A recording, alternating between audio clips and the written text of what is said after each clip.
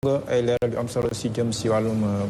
ressources financières yi léegi nag mu jëm à proprement parler de la relance économique à quand la relance économique méngalu ko bébét bi nga am war fi teg benn projet de loi boo xam ni day wax si wàllum souverainisme économique à quand la relance économique. La relance est déjà là amul moment boo xam ne da ngay fixer un temps une date pour ne par exemple relance bi date X la parce que entre temps yaa ngi déjà signal bi ngay jox au privé aux Sénégalais de façon générale et aux investisseurs serait un très mauvais signal que de leur dire relance bi c'est en juin ou c'est au 31 décembre de l'année 2025. Relance bi ça consiste à chercher des ressources et à réorienter les dépenses parce que à la kulli xaal le budget d'abord doyul moo tax bu assemblée day joxe autorisation dans la loi de finances dañuy xayma déjà dépenses la ñuy njëkk a xayma ensuite door a wax ne dañuy uti ji recettes wane loi de finance bi day am partie boobu day wax recette voies et moyens maanaam fu ñuy jaar ba couvrir les dépenses mooy li ma doon signaler sànq bu doyul par rapport ak lu ñuy xaar ci mobiliser ko à l'intérieur parlement bi dafay jox autorisation au président de la République qui le délègue au ministre des Finances pour mu mën a leb ji sur un montant déterminé donc amul de nouveau paradigme en termes de financement yu mën a tax ñu ne lii moo fi amul woon ci façon de financer l'économie de nouveau léegi nañ ko dem uti ji tel bés lay ñëw après ñu relancer malgré conjoncture bu nu mu méttee mais ñu ngi fay la dette bi nga xamante ne moom la ñu ameel le secteur privé par exemple le secteur des BTP comme niñ ko defee avec le secteur et ba léegi ñu ngi def pourtant des investissements yoo xam ne dañuy obligé nag privilégier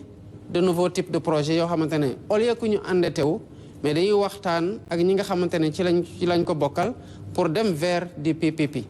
et cela permet pour yenn yi en tout cas ñu désengager la pression sur les finances publiques kon relance bi c'est en cours ci li nga xamante ne moom la ñu wone ci agenda national de transformation Sénégal 2050 yi c'est 3 phases c'est une phase de redressement une phase d'impulsion et une phase d'accélération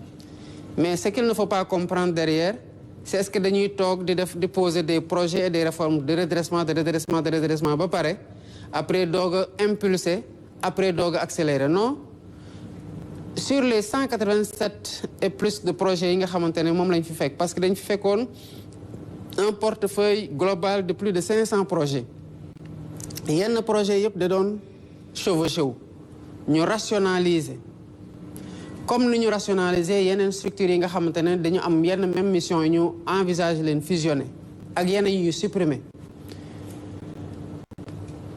bu ñu defee loolu ba pare en fait on a dit nañu ci projet yi nañu jël les projets yi nga xamante ne dañu chevauché wu ñu fusionner leen waaye nañu xool projets yi ci gën a catalytique maanaam yoo xamante ne day am impact yeneen projets yu bare ñu retenir ci 60 projets prioritaires mais ci 60 projets prioritaires yooyu amul c'est pas des 60 projets juste pour le redressement non il y a à l'intérieur des projets de redressement des projets d'impulsion et des projets et réformes d'accélération donc tout va en même temps au moment où nous parlons puisque gis ngeen conditions yi ñu voté la loi de finances juste après une élection installé assemblée bi le débat n'a pu se tenir qu'à l'intérieur des commissions la plénière jotul woon mën a am donc am na temps boo xamante ne amuñu ko woon pour une répartition optimale des enveloppes suivant arbitrage yi nga xamante ne moom la ñu bëgg a def sur secteurs yi ñu prioriser on est en train depuis lors le ministère des Finances qui attendait les chiffres de base parce qu'on part d'un budget zéro pour defar une loi de finances rectificative boo xam ne mooy la loi de finances qui permettra de faire l'allocation des enveloppes au titre de l'exercice mais aussi sur le programme triennal d'investissement mais la relance est déjà en cours maintenant il faut bien évidemment boo amee gaañu mais du bés bu ñu lay defal pansement rek jour boobu la kii bi di wér il faut que mu jël temps boo xamante ne le médicament ou en tout cas le traitement va opérer te ci période boobu lañ nekk. donc am na solo nag dañuy jàll ci nga xamante ne mooy deuxième pàcc bi nga xamante ne mooy entretien bi ñu jagleel ko problématique sociale yi ki nga xamante ne mooy ibbi waxtaan bi mooy Ablaye Diallo bu yor-yor bi Ablaye bàyyi naa la nga poser sa question di leen rappeler toujours que ne li ñu waxante woon balaa ñu yegg si fii rek ñu respecté ko comme ça ñu yem ci timing bi.